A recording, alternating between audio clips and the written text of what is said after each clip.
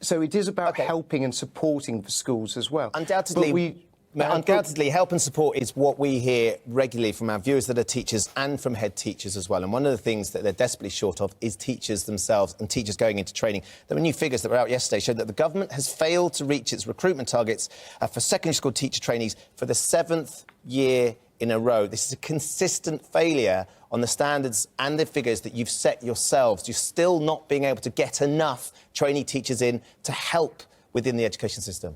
Yeah, well, this is something that is incredibly important. And while we've seen a rise in the number of people entering the teaching profession this year, as we saw last year, you're right to highlight the fact that we didn't hit the target we had set ourselves. Why are you continually failing then?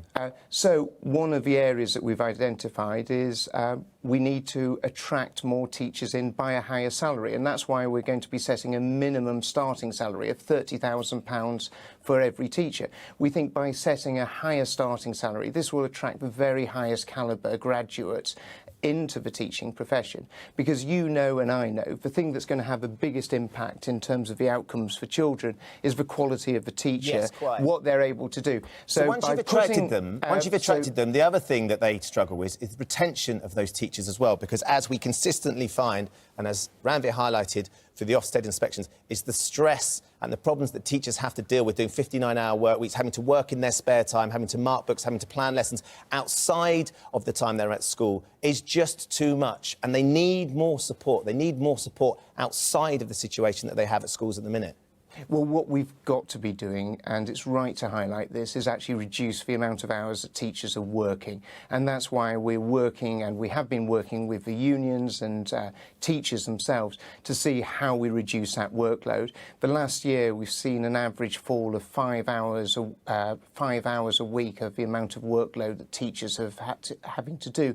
But we recognise that we've got to go... What about those schools that right now are already struggling, Gavin Williamson? I mean, the money you talk about, many schools won't receive any of that money until September next year. Some will receive it in April, but many won't receive it until September next year.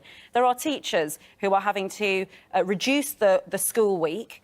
There are others who are having to buy staplers and toilet roll and, pieces of paper and all that sort of stuff out of their own pockets. What are you expecting them to do for the next 2 terms?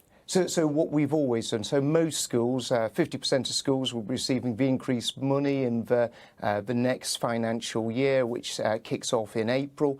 Other academies will be receiving it from the new academic year.